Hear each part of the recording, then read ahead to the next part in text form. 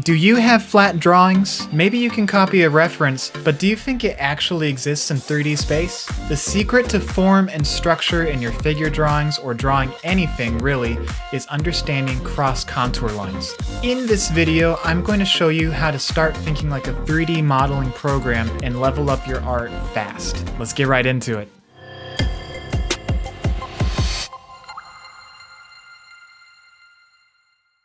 Hi! My name is Alex, and you might also know me as Radio Runner on Instagram. Welcome to my channel where I help you guys learn how to become more effective artists. Today, I'm going to show you guys what cross contours are and how to use them with their foundations and ellipses, perspective drawing, and finally, form manipulation. With cross contours, you can turn any shape into something that instantly looks 3D. And if you like what you see in this video, please consider leaving a like and subscribe down below. Every little bit goes a long way, and I really appreciate it. And before we jump in, I just gotta ask, let me know if there's anything that you want to see in future videos or something that I can do to help you guys with a problem you might have. I'm always looking to listen for feedback, and I read every comment that you guys leave. Okay, with that said, let's jump right in. So first, we're going to cover ellipses again real quick. I've covered this in a previous video, but we'll go over it again. An ellipse is essentially a circle, and as a circle is projected onto a 3D plane in space, it flattens out into an oval, or an ellipse. There are two axes to an ellipse. There is the major axis, which is the longest side, and the minor axis, which determines what is the shorter side or the width. The minor axis determines that width, and we call that the degree. So a wide degree would be nearly a circle, while a narrow degree would almost become flat. Here's an exercise that you can try out to see how the degree shifts in perspective.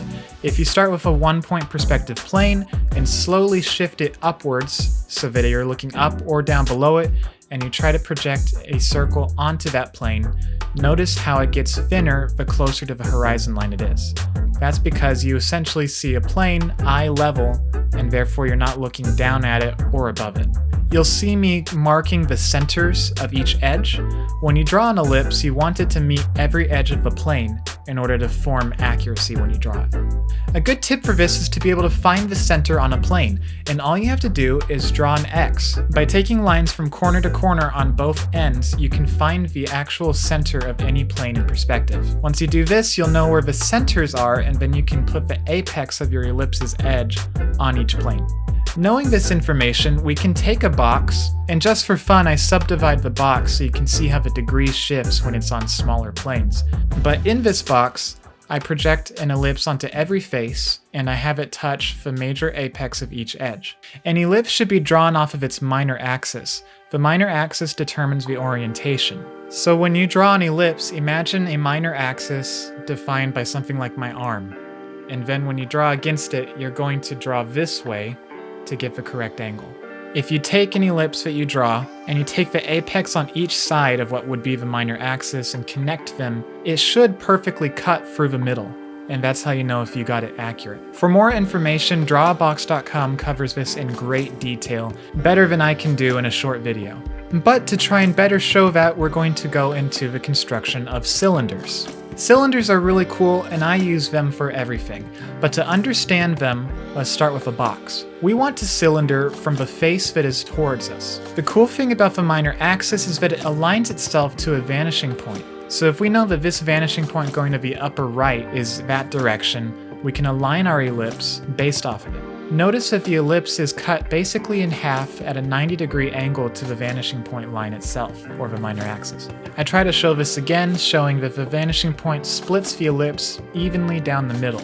If your ellipses are wonky or not aligned to your minor axis, then you're not going to have a solid cylinder. It's just going to look all weird. Here, I demonstrate again that you can find the minor axis of an ellipse by determining the peaks on the narrow side and connecting the dots. And something else we can observe by constructing a cylinder in a box first is that the side facing towards us is always going to be narrow in degree, while the side away from us that we can't see is going to be wider. This is a consistent rule, and you can always rely on it. And now that we've covered those basics, we can get into the meat of this lesson, which is contour lines. With contour, you can add form to any shape that you want. It's like working as a 3D wireframe in a modeling program.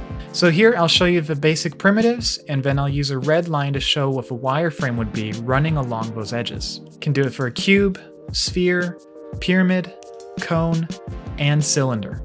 I can demonstrate how you can add form to anything by starting with some basic shapes that you don't really recognize at first. By me adding in cylindrical, overlapping forms to that shape, you can suddenly start to see the form revealed. And eventually, these become fish. Really funny fish. Look at those cute little eyes, too. Just want to touch them.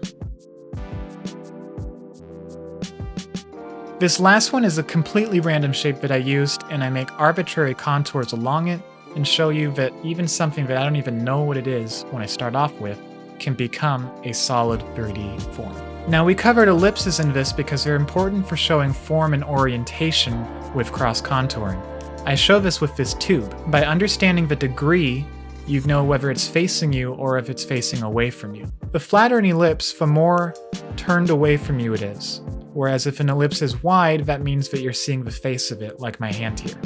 So understanding that principle, you can then draw a line and change the degree of your ellipse and show a tube moving in perspective. A good way to practice this principle is to take increasingly difficult images and try to find the cross contours within them. So I show you a tube here again from reference. An easy animal would be something like a narwhal, and then you can get into cool gazelles and stuff like that and understand what their body shape actually is as a 3D wireframe. So check out the importance of contours here with this image of a man. If I don't add any contours, it's just a blob. But the moment you add information like ellipses, showing depth, or overlapping lines, you suddenly understand the actual 3D space that the man is sitting in. And so with that said, I'll go over some basic tips for creating mass. The easiest thing to start off with would naturally be a box. If you want to extrude or take away mass from a box, just follow the vanishing points that run along it.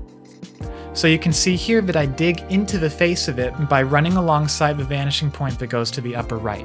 I can add an extra block on top by continuing the vanishing point that goes upwards and closing off that box, and even adding something to the right. If you want to level that up and try it on a cylinder, imagine how the cylinder has an ellipse that's flat on the top, because it's closer to the horizon line, and wider at the bottom. Then go into that cylinder and create cross contours, and start to cut away at the cylinder that you started with. Just by using those cross contours, you can come up with interesting shapes that make this weird sci-fi energy cell or trash can, who knows. Cross contours come in real handy with organic shapes. For instance, take this dragon tail. I start off with a basic shape that informs me what the mass would look like, and take that as a ribbon, essentially, and use that cross contour as if it were an ellipse, and I'm able to define the dragon tail's shape throughout the entire length. In a more simple demonstration of that dragon tail, I use this box with a cylinder added on top of it, and I extrude it along a vanishing point. That's essentially what's happening there. So like I had shown in my previous videos, I use ellipses and contour to add mass to a mannequin. But an actually fleshed out figure isn't just made out of cylinders, right?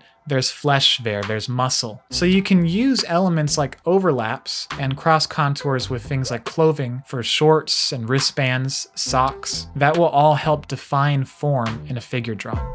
With that information, you're well on your way to creating drawings that look more 3D and understanding how to create something from nothing.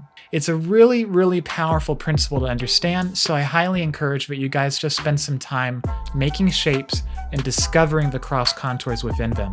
You can get really crazy with this exercise, so I'd recommend things that you might not be familiar with, like undersea animals, organic shapes, maybe even industrial design. All of this stuff will come into play and help make you become a better artist. If you have any questions about that, just hop into my Discord down in the description below and ask me questions right away. I'll help get to them, and there are other people who are talking in there frequently who are really helpful. Those people in the Discord have been doing a great job getting this community up and running. I really appreciate them. So if you like this video, just remember, leave a like and subscribe down below. Comment to ask me any questions because I love to help you guys out. If this sort of information is new to you, I highly recommend going to resources like drawbox.com or my own curriculum that I designed that helps you skip art school and use what you already have at your fingertips, YouTube. It collects everything on the internet and condenses it into a way that is manageable and chunk by chunk so that you can go through things as you need them and become a better artist every single step of the way. So that's it from me, guys. It's been fun. Happy learning, and I'll talk to you guys later.